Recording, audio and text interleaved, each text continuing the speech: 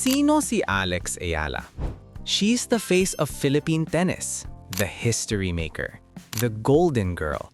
Pero pag naririnig natin ang pangalan niya, usually may kasunod na comment, kaya lang naman niya nag-succeed kasi mayaman. Anak siya ng CFO ng Globe. Madaling mag-tennis pag may pera. And to be fair, may point sila. Unlike Manny Pacquiao na nagmula sa extreme poverty or Carlos Yulo na kinailangan ng government support, Alex Ayala grew up in Valle Verde. Her family is powerful. Her resources, unlimited compared to the average Pinoy athlete. Today, we are going to audit Brand Ayala. Hihimayin natin ang business side ng career niya. How much did her family actually invest? Totoo ba yung chismis na may $45 million contract siya sa Wilson? At gaano kalaki ang take-home pay ng isang top 50 player sa mundo after taxes and expenses? Sa business, bago ka kumita, kailangan mo muna ng seed capital or yung panimulang puhunan. For most athletes, ang puhunan nila is pure talent. For Alex, her seed capital was a mix of genetics and strategic family planning. Born in 2005, she hit the genetic lottery. Ang mami niya, si Riza Maniego Ayala, was a bronze medalist swimmer sa SEA Games and served as the CFO of Globe Telecom.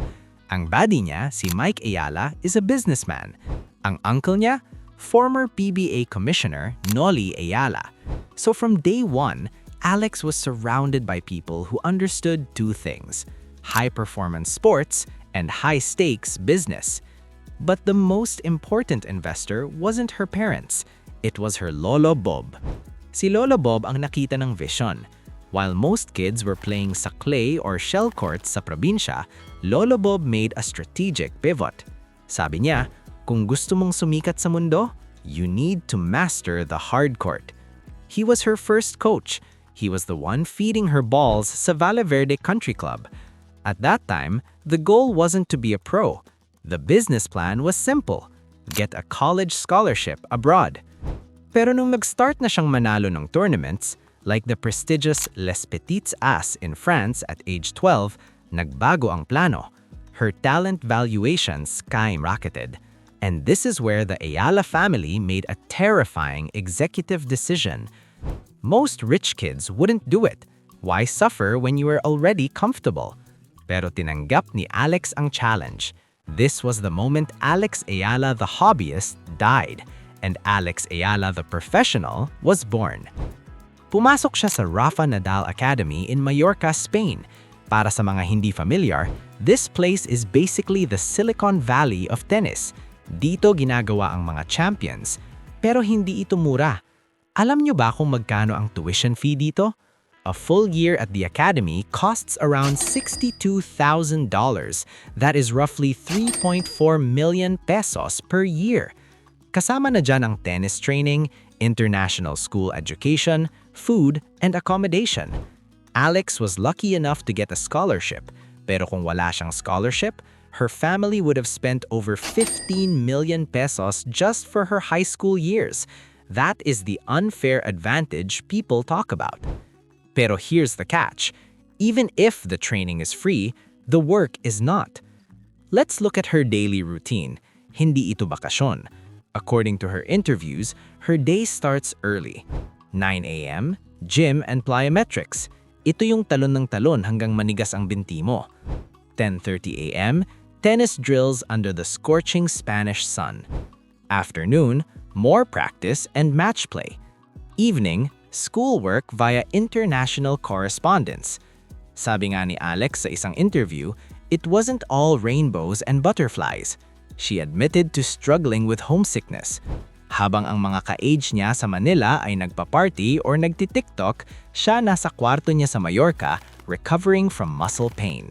She learned to compartmentalize. Pag nasa court, court lang. Pag nasa school, school lang. Whatever emotions she had, lungkot, takot, pagod, she had to lock it away. That's a heavy mental load for a teenager. But the investment paid off. By 2022, she became the first Filipino to win a junior Grand Slam singles title sa US Open. History made. But in the world of professional tennis, junior titles are just proof of concept. Ang tunay na negosyo nasa women's tour. And that transition, it's brutal. From 2023 to 2024, Alex entered what startups call the Valley of Death. Ito yung period na you are working hard pero walang results. She was grinding in small tournaments, yung mga ITF events sa India, sa Portugal, sa malalayong lugar. The prize money here is tiny. Sometimes the winner only gets $3,000. Pero ang flight mo papunta doon, $1,500 na agad. Plus hotel, plus food. You are literally losing money just to play. Experts estimate that a top 100 player needs about $150,000 to $200,000 a year just to break even. You have to pay for your coach, your physio, your travel. Kung wala kang sponsor, ubos ang savings mo in 2 years. This is where the support of Globe and her family became the lifeline. They acted as her angel investors, keeping the operation running habang wala pang ROI. During this slump, lumabas ang mga fake news. Siguro nakita niyo na to sa Facebook. May nag-viral na post na inoffer daw siya ng Wilson ng $45 million or 2.5 billion pesos. Nakakatawa pero madaming naniwala. Let's be clear, that is fake. Even top players rarely get that kind of money instantly. Alex is sponsored by Babolat for rackets and Nike for clothes. Pero bakit kumalat yung chismis? Because Filipinos are desperate for validation. Gusto natin na yung atin world-class agad ang presyo. But the reality was, Alex was ranked outside the top 150. She was struggling with injuries and consistency. Until 2025 happened.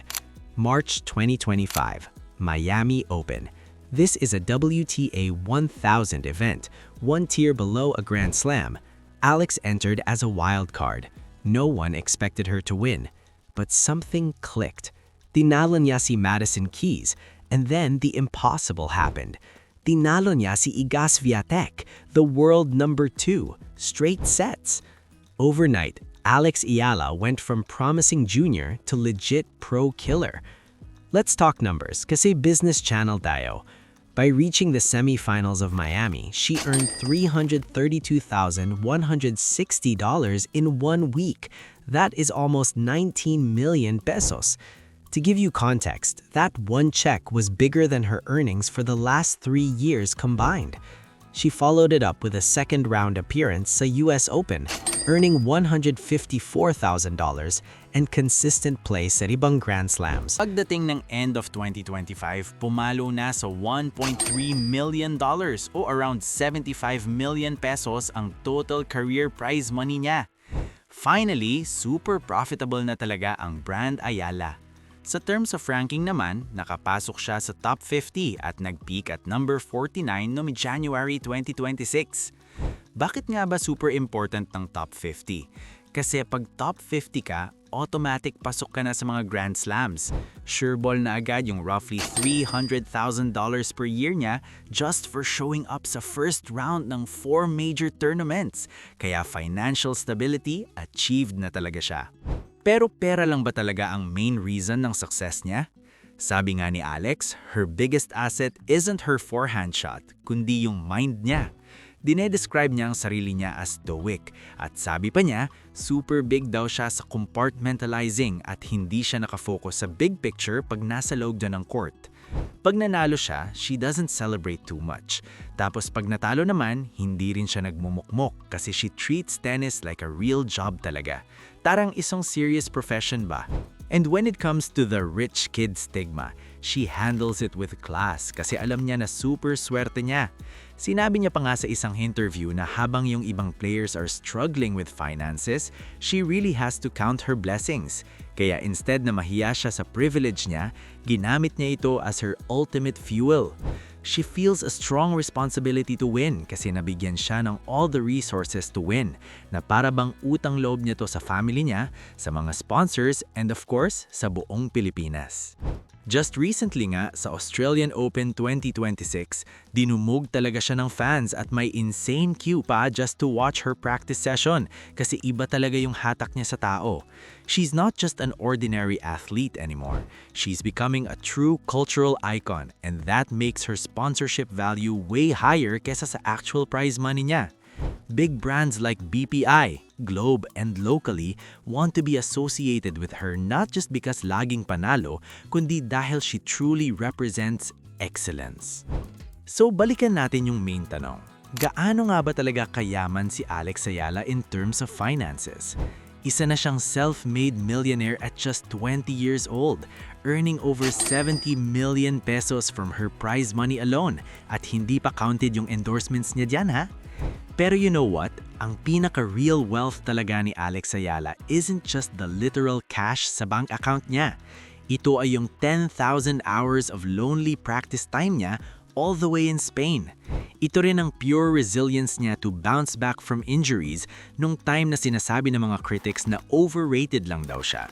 Plus, the bravery to finally leave her comfort zone sa Valle Verde just to fight and compete sa mga malalaking coliseums ng Europe. Yes, aaminin natin na she had a huge head start in life. And yes, she had the best training that money can ever buy. Pero pag nasa loob na ng tennis court, walang pakialam ang bola kung sino man ang tatay mo. At walang pakialam ang scoreboard if you are rich or poor. You still have to hit that ball and you still have to keep running. At itong si Alex Ayala, she kept running ng bongga until she finally made history. So here is a quick question for you guys sa comment section. Sa tingin nyo ba, is Alex Ayala's overall success made of 90% money and 10% talent? O baka naman 10% money and 90% hard work? Tingin nyo ba, does pure privilege guarantee success talaga? Or basically it just opens the door of opportunities for you? Let me know your thoughts and comments sa baba.